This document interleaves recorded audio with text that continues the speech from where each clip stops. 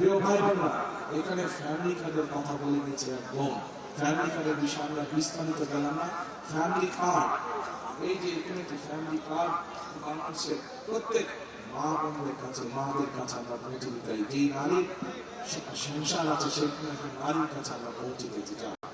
আমরা একই সাথে এখানে বহু মানুষ আছে, এই যে জুয়েল আসছিল, ওদের ভ্যান চালক, এরকম জুয়েলের মতো অনেক মানুষ আছে যাদের কিন্তু দেশভাবে, আপনারা যারা এখানে উপস্থিত দেশভাবে জমি জমা আছে, চাষবাস কৃষির সাথে করে জড়িত, হয় আপনারা নিজেরা কৃষি কাজ করেন অথবা কাউকে দিয়ে দিচ্ছেন জমি বর্গা। অর্থাৎ বাংলাদেশের কৃষকদের আমরা একটি কৃষি কার্ড দিতে চাই, যেটার মাধ্যমে তারা সহজে কৃষি ঋণ পাবে, কৃষি ইন্স্যুরেন্স থাকবে, কৃষি বিভিন্ন সার বীজ বিভিন্ন বিষয় তারা পাবে।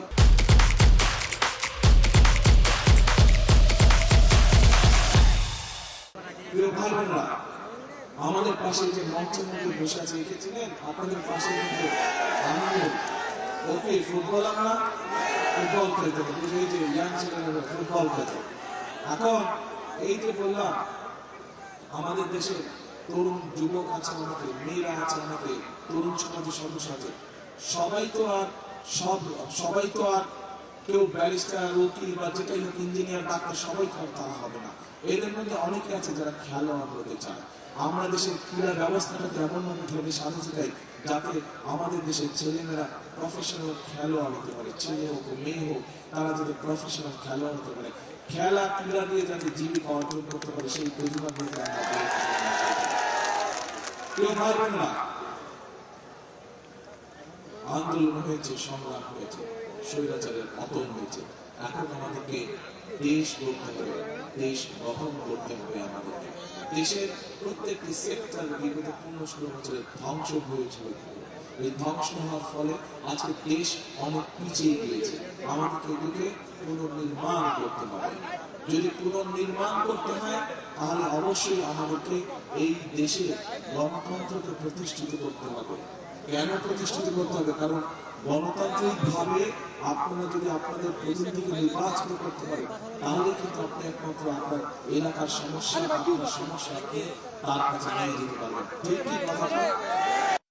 15 বছর যে আমির নির্বাচন হয়েছিল, নিশিতার্থের নির্বাচন হয়েছিল, তখন যে তথাকথিত এমপি ছিল, আপনারা কি তাদের কাছে আপনাদের এলাকার সমস্যা নিয়ে যেতে পেরেছেন?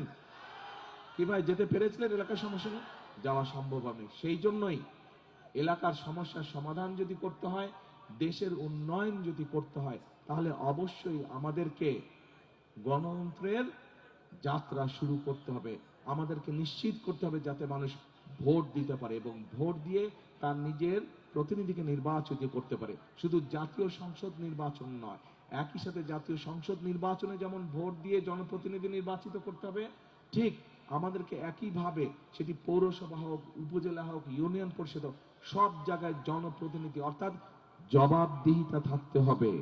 অর্থাৎ জনগণ কি চায়, যারা জনপ্রতিনিধি হবে তাদেরকে অবশ্যই জানতে হবে জনগণের সমস্যা কি। আজকে যেভাবে আমি আপনাদের কাছে সামনে এসে দাঁড়িয়েছি, আমি আপনাদেরকে আপনাদের সামনে থেকে, আপনাদের কাছে থেকে আমি আপনাদের সমস্যা যেভাবে জানতে চেয়েছি, আমি চাই, আমার ইচ্ছা, আমার প্রত্যাশা, বাংলাদেশের প্রত্যেকটি পর্যায়ের জনপ্রতিনিধি আগামী দিন যারা নির্বাচিত হবে তারা এইভাবে জনগণের কাছে গিয়ে জনগণকে সরাসরি জিজ্ঞেস করার মাধ্যমে তারা জনগণের সমস্যাকে চিহ্নিত করবে এবং সমাধানের তার উদ্যোগ নেবে।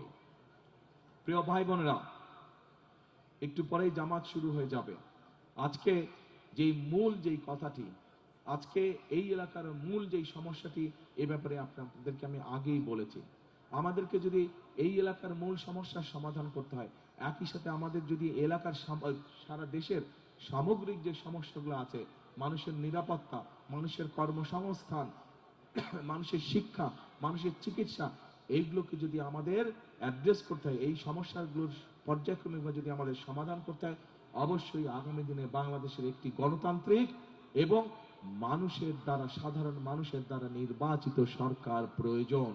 মানুষের নির্বাচিত সরকারই মানুষের সমস্যার সমাধান করতে সক্ষম হবে। প্রিয় ভাই বোনেরা, আজকে আসুন, আজকের এই জনসভায়, এই যে হাজারো মানুষের জনসভায়, আজকে আমরা একটি শপথ বাক্য পাঠ করি।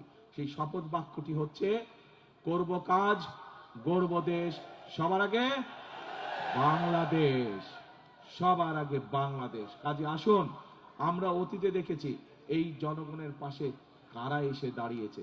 কাজেই আমরা যদি অতীতের সবগুলো কাজ বিবেচনা করি, আমরা দেখব একমাত্র ধানের শীষকে যতবার নির্বাচিত করেছে এই দেশের মানুষ, ততবারই এই দেশের উন্নয়ন হয়েছে, দেশের মানুষের ভাগ্যের একটু হলেও পরিবর্তন হয়েছে, ভালো পরিবর্তন হয়েছে।